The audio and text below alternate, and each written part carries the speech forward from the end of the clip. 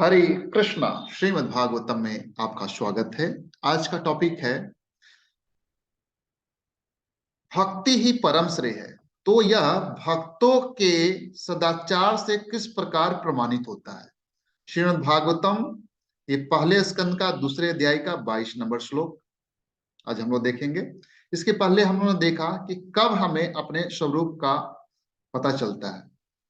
जब हमारे हृदय की गांठें, ग्रंथियां, गांठें जो अहंकार बस बनी हुई है अनादिकाल से, वो जब भगवान का सही सही वैज्ञानिक ज्ञान होता है, शुद्ध सतोगुण में जाकर हम भगवान की भक्ति करते हैं, भगवान का सही सही वैज्ञानिक ज्ञान होता है। भगवान हर जगह हमें दर्शन देते हैं। भगवान के साथ हम अपने आप को देखते हैं, अपना अपने को और भगवान को देखते हैं। हर जगह दर्शन, अंदर करते हैं, बाहर करते हैं, हर जगह भगवान का दर्शन करते हैं।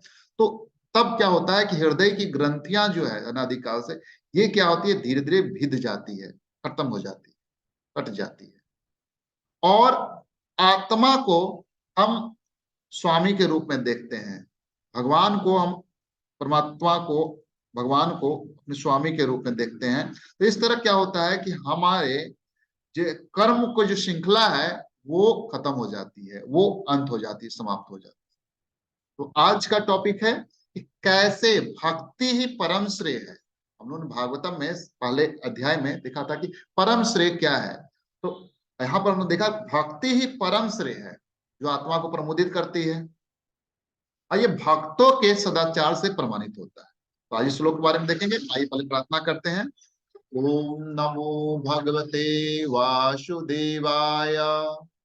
नारायणं नमस्कृतं नरं चैव नरोत्तमं देवीं सरस्वतीं व्यासं ततो जयमुदीरये। शृण्वतां स्वकथा कृष्ण पुण्यश्रवणकीर्तन हृदयन्तस्तो हि अभद्राणि विधुनोति सुहित्रशताम्।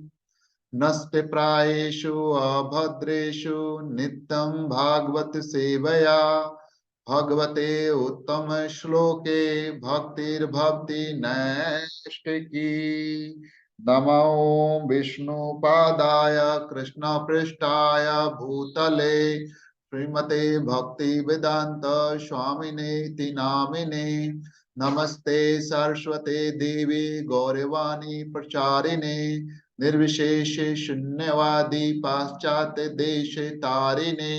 नमो महावदनाय कृष्ण प्रेम प्रदायते कृष्णाय कृष्णाय चैतन्नाम्ने गौरत्विषे नमः। नमो ब्रह्मणाय देवाय गोब्रह्मणाय हिताय च जगद्हिताय कृष्णाय गोविंदाय नमो नमः। जय श्री कृष्ण चैतन्य प्रभु नित्यानंद श्री अद्वैत गदाधर शिवाचार्य गौर भक्त वृंद। हरे कृष्ण कृष्ण कृष्ण हरे हरे, हरे राम राम राम हरे हरे। हरे कृष्ण। तो आज का श्लोक है अतो वे कवयो नित्यं भक्तिं परमया मुदा वासुदेवे भगवती कुर्वन्ते आत्म प्रसादिनी। श्लोक को फिर से बोलेंगे। अतो वै कवयो नित्यं भक्ति परमया मुदा वासुदेवे भगवती कुर्वन्ते आत्म प्रसादिनी। कहते हैं अतएव निश्चय ही सारे अध्यात्मवादी अनंत काल से अत्यंत प्रसन्नता पूर्वक भगवान श्री कृष्ण की भक्ति करते आ रहे हैं, क्योंकि ऐसी भक्ति आत्मा को प्रमोदित करने वाली। अनुवाद प्रभुपाद जी द्वारा। अतएव पिछले श्लोक में देखा क्या हुआ। पिछले श्लोक में हृदय की गांठ भिज जाती है। उन्होंने कहा से शुरुआत किया था, निष्ठा से, श्रद्धा से शुरुआत किया था। प्रेम, भगवान का प्रेम भाव। तो आप कह कि इस प्रकार जब भगवान में प्रेम होता है तो हृदय की गांठ भिद जाती है और सारे संचय छिन्न भिन्न हो जाते हैं। और जब मनुष्य जो है आत्मा को स्वामी के रूप में देखता है तो कर्मों की श्रृंखला समाप्त हो जाती है। और क्या करते, अतएव निश्चय ही अध्यात्मवादी, उच्च अध्यात्मवादी हैं, अनंत काल से प्रसन्नता पूर्वक भगवान श्री कृष्ण की भक्ति करते आ रहे हैं, क्योंकि ऐसी भक्ति आत्मा को प्रमुदित करने वाली है परम श्रेय। हम लोग देखते हैं, थोड़ा पर इस श्लोक पर विचार करते हैं। पूर्ववर्ती आचार्यों की बातें भी हम लोग यहाँ पर देखेंगे। तो देखिए, इस श्लोक के अंदर हम लोग का जो टॉपिक है आज, भक्ति ही परम श्रेय है, भक्तों के आचरण के द्वारा कैसे प्रमाणित होता है। तो भक्तों का आचरण प्रदर्शित करके विषय वस्तु का यहाँ पर क्या किया जा रहा है, उपसंहार किया जा रहा है, कंक्लूजन किया जा रहा है।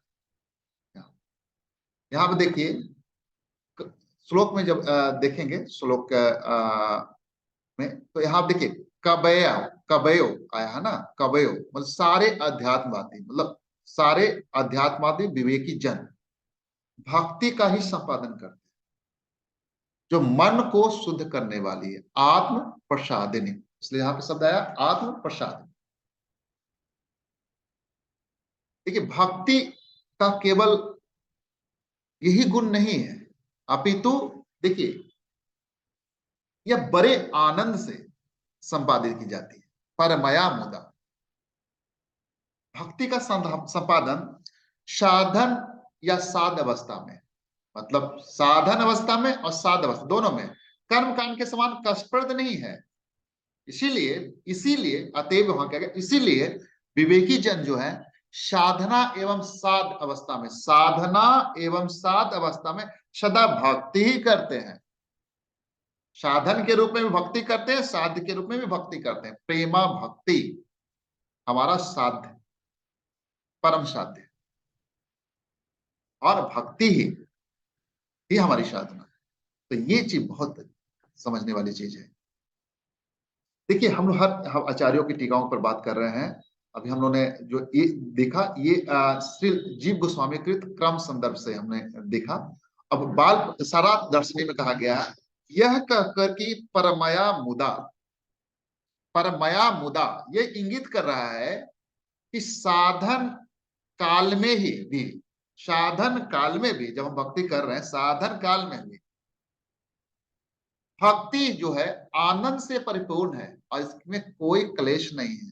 देखिए, हम लोग कितने आराम से बात कर रहे हैं, भक्ति कर रहे हैं, भागवतम पढ़ रहे हैं, सुन रहे हैं, भक्ति कर रहे हैं, माला कर रहे हैं, भक्ति कर रहे हैं, डांस कर रहे हैं, भगवान भक्ति कर रहे हैं, भगवान को प्रसाद खिला रहे हैं, भक्ति कर रहे हैं। तो देखिए कितने आनंद से परिपूर्ण है। बाल प्रबोधिनी में कहा गया, इस प्रकार ग्रंथ की उक्ति के अर्थ को सदाचार से प्रमाण देते हुए यह श्लोक कह रहे हैं, अर्थात भक्ति जो है सर्वश्रेष्ठ है और यह पूर्ववर्ती भक्तों के सदाचार से भी प्रमाणित होता है। देखिए, हमने कहा यहां पर बात किया कि भक्तों के सदाचार से कैसे प्रमाणित होता है। तो ये पूर्ववर्ती भक्तों के सदाचार से प्रमाणित होता है। भक्ति के द्वारा प्रसन्न होकर भगवान भक्त के हृदय एवं नेत्रों के समक्ष आविर्भूत होते हैं। अतएव कवि अर्थात विवेकी जन परम श्रेय और उसके साधन से अभिज्ञ हैं। वे परमया मुदा अर्थात देखिए काया क्लेश आदि के अभाव से युक्त एवं परम हर्ष के साथ नित्यम, देखिए नित्यम अर्थात सर्वदा आत्म प्रसादिनी अर्थात भगवान को प्रसन्न करने वाली भगवत भक्ति करते हैं। अब ये आया कि कहां भक्ति करते हैं, तो यदि यह अपेक्षा हो तो कह रहे हैं कि वासुदेव सत्वतम विशुद्धम वसुदेव शाब्दितम, इस वाक्य में वसुदेव शाब्दित शुद्ध सत्य में आविर्भूत होने वाले भगवान विष्णु की भक्ति करते। भगवत गीता में कहा गया, यह जो है राज विद्या राजगुह्यम पवित्रम इदम पुत्र, यह ज्ञान सब विद्याओं का राजा है और समस्त रहस्यों में सर्वाधिक गोपनीय है, परम शुद्ध है और चूंकि यह आत्मा की प्रत्यक्ष अनुभूति कराने वाला है, अतः यह धर्म का सिद्धांत है। प्रत्यक्षामगमम धर्मम सुसुखम कर्तुम अव्ययम। तो और क्या है? यह अविनाशी है और अत्यंत सुखपूर्वक संपन्न किया जाता है। तात्पर्य में प्रभुपाद जी कहते हैं, यहां पर विशिष्ट रूप से भगवान श्री कृष्ण की भक्ति की विशेषता का वर्णन है। भगवान श्री कृष्ण स्वयं रूप भगवान है, कृष्णस्तु भगवान स्वयं है, और श्री बलदेव, शंकरशन, वासुदेव, अनिरुद्ध, प्रद्युम्न तथा नारायण जैसे अन्य समस्त रूप से लेकर पुरुषावतार, गुणावतार, लीलावतार, युगावतार तथा भगवान के अन्य हजारों स्वरूप श्री कृष्ण के पूर्ण अंश एवं समाकलित रूप है। पूर्ण अंश, अंशों के अंश या समाकलित मतलब विभिन्नांश और अंश। तो जीव जो है विभिन्नांश हो गए, और भगवान के देखिए, भगवान के पूर्ण अंश हजारों स्वरूप श्री कृष्ण के पूर्ण अंश एवं समाकलित रूप है। तो हमें भक्ति किसकी करनी चाहिए? जीवात्माएं भगवान से पृथक हुए, हम जो विभिन्नांश हैं, जीवात्माएं भगवान से पृथक हुए उनके भिन्नांश हैं। अतएव भगवान श्री कृष्ण ईश्वर के आदि रूप और दिव्यता की इति हैं।